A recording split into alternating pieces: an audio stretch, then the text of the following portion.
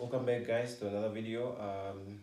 Here I'm just gonna talk of a couple of things such as the electricity movement, the loop connection, the requirements for placement of kiosks, miniature subs, and cables, the feeder cables, the kiosk naming, and the phase balancing. So for electricity movement, you'd always want electricity to move from, or let me just give you a whole scenario of the whole electricity.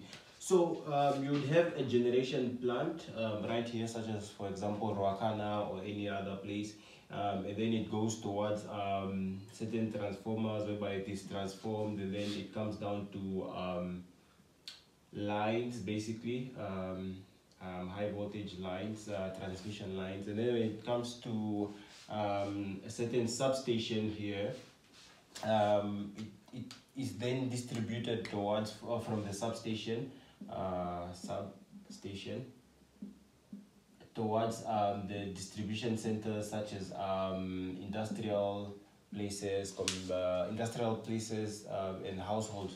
So we are gonna mainly look at it from.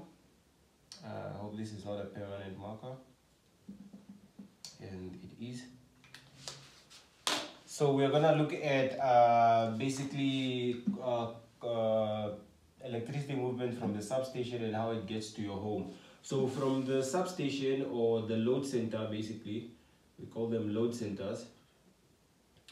We move from the load center and it comes down to a miniature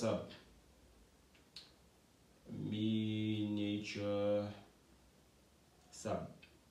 So these are usually 11 kV miniature subs, the green ones that you usually would see outside certain areas, although they are not really common, and then you will find out why, or you can have that as a self-study why miniature subs are not really that common as kiosks.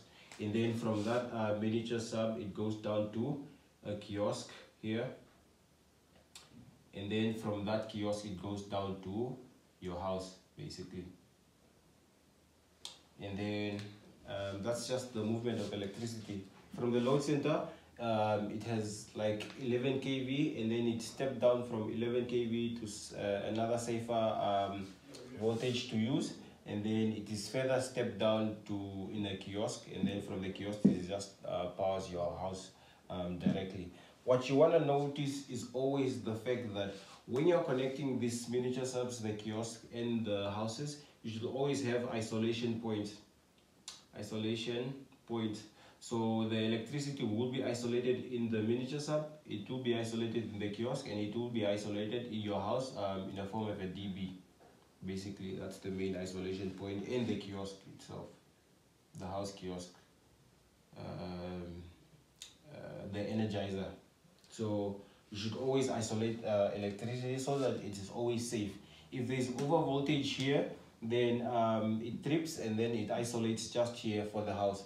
If there is further over voltage, then it isolates the kiosk. If the kiosk has an issue, then it further isolates here so that you just don't damage the system. So there should always be isolation points for a particular household.